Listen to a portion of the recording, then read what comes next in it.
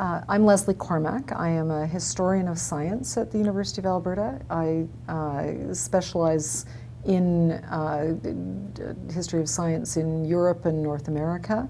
I'm presently the Dean of the Faculty of Arts and therefore have a lot of interest in these big projects that have to do with questions of our past and present.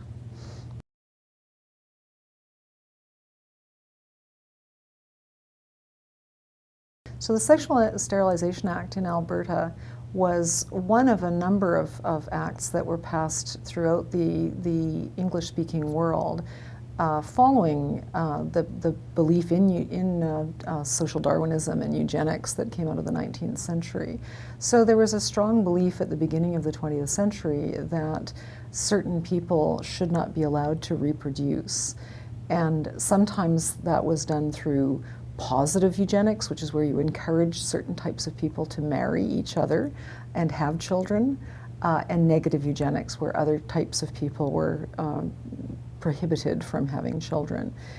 Sometimes those laws didn't go as far as sterilization, but in the case of Alberta, they did so.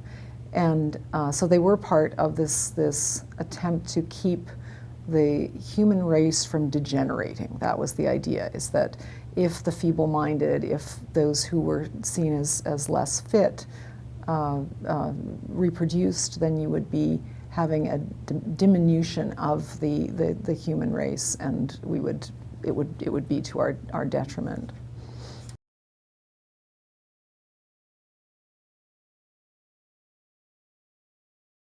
So one of the interesting things about Alberta is that while the first act was not unusual, that was very much what was on the mind of a lot of well-educated people in the 1920s. By the 1970s, Alberta was an outlier in still having such a legislation in existence. No one believed in eugenics and social Darwinism by the time of the appeal of that act. So I've always felt that one needed to see the act in different historical moments, that when it was created, it was for a very specific reason that actually had science behind it. Not science that everyone agreed with, but science that existed. By 1970, there was no science to accept eugenics as anything other than control of people that society had decided they wanted to control. So it was already a blot on Alberta society by the 1960s, in fact. It's interesting that it took Lougheed getting into power to repeal the act, and it was one of his very first acts when he became premier, was to repeal the Sterilization Act. It was definitely an important acknowledgement that Alberta was entering the 20th century, in a sense, at least the second half of the 20th century. And of course, Lougheed himself had family experience of people with disabilities. He had a sister with a disability, and so he understood it in ways that other politicians might not have done. So the repeal was very important. Although the number of people sterilized in the last few years had gotten smaller, and it might have been that even if it had not been repealed, they would have stopped doing it because it was less and less acceptable. But still, it was very important to repeal it. Likewise, when Leilani Muir decided to launch her suit against the government for wrongful sterilization, that was important for a lot of reasons. It was important, obviously, for Leilani and for her coming to terms with what had happened to her. But I think it was equally important because it brought out the history of this act and what had happened, that so many people were sterilized, and yet the majority of the population, I think, didn't know what was happening. And so that's what allows those things to happen when no one knows.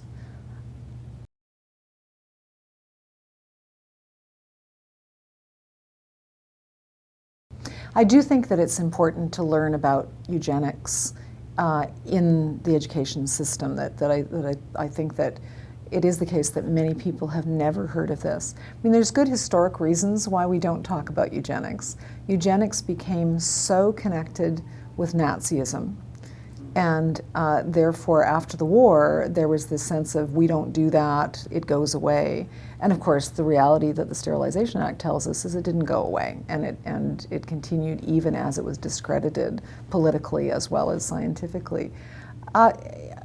I think, I mean, I'm not sure what the right level for the teaching of eugenics is, but it probably does need to be in the school system as opposed to just in post-secondary.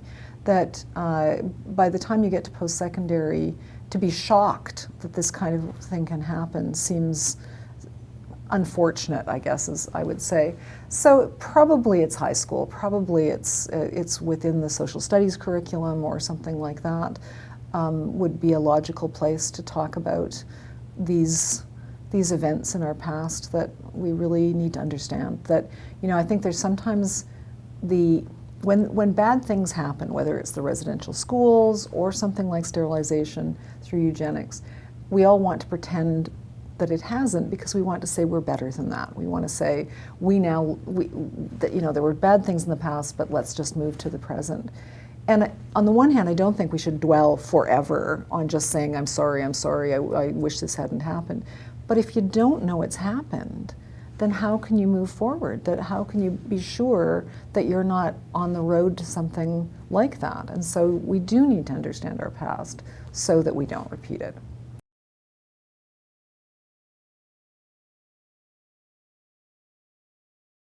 So I think that an awareness of this history is absolutely fundamental to behavior in the present and the future.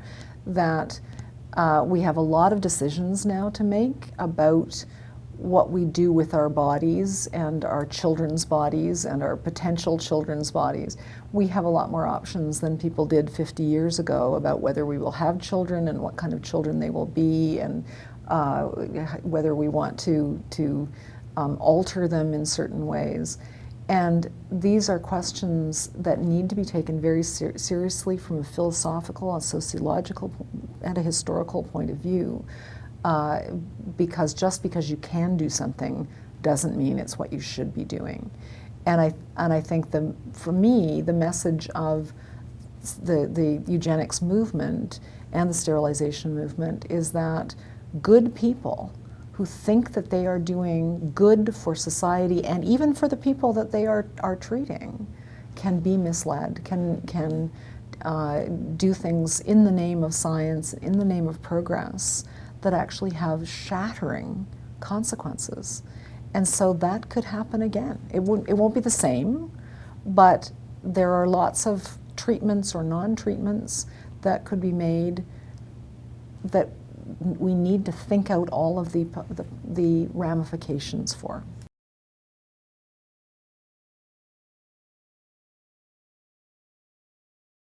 I think it's unlikely that there would be this kind of prescriptive legislation. I think that it's more likely that there will be things available to the rich and not to the poor, and so there will be eugenics by another name, which is a socioeconomic name. I think that the legislation that will be passed will not say, here's this group of people, we will do something to them. It will say, you are allowed to do particular things that we might not otherwise want to do. So that's my sense of future legislation.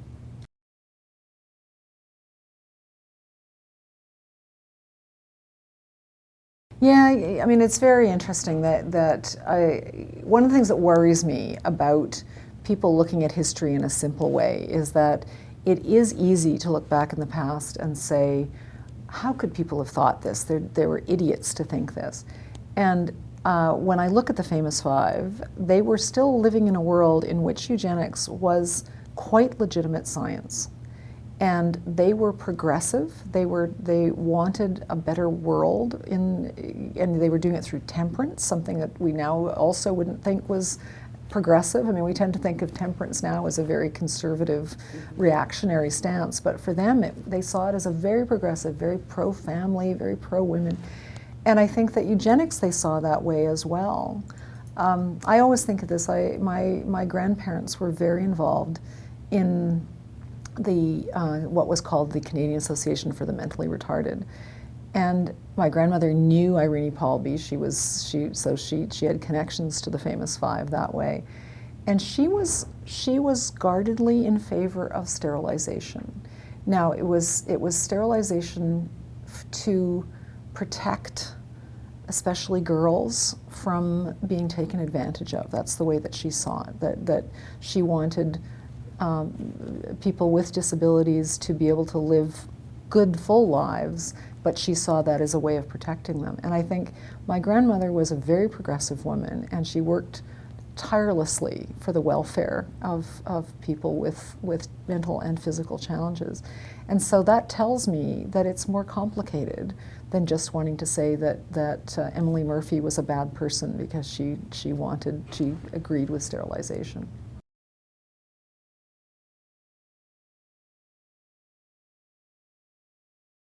I think, disabilities are socially constructed at some level.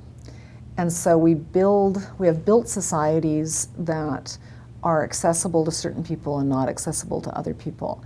And we could build them in a different way that would make them accessible to different people. And so the danger with certain populations is that they don't fit into what, at the moment, we have decided is the society that we want. And I think there's a real danger to that. I mean, I think you can see, and I don't just mean that in terms of physical disabilities, there can be other things. I mean, you think of all of the work that's now being done on the prediction of sex of unborn children. And that's social engineering that is now possible medically. Well, that's eugenics, right? And that produces, that means there are girls not being born that would be born. We have a whole range of ability to test for various deformities, various limitations in the womb, and then those are aborted. Those are groups of people that will not exist. I mean, I absolutely. Mm-hmm. And it's easy to see why parents, especially in a world in which we have insufficient support for parents of children with disabilities, insufficient support for adults who have disabilities, as a parent-to-be, to make the decision that, well, it would just be better for everybody, including them, if they didn't exist. And those are decisions that people are making every day. Yeah, yeah. You know, one of the things that I've occasionally asked students in classes is, if you were told that if you gave your child a drug and that child would be smarter and taller, would you do it? And they all say, well, of course. And because you want we know that people who are taller get better jobs. We know that people who are more attractive get better jobs. So why wouldn't you want those things for your child? That's why human growth hormone continues to be a growing thing that people use. And so we're in this kind of commodity-based society where it really is entrepreneurial. You know, if you can do those things, of course you would do them. But that also means if you've got someone who's less good, you want to do something about that too. Yeah.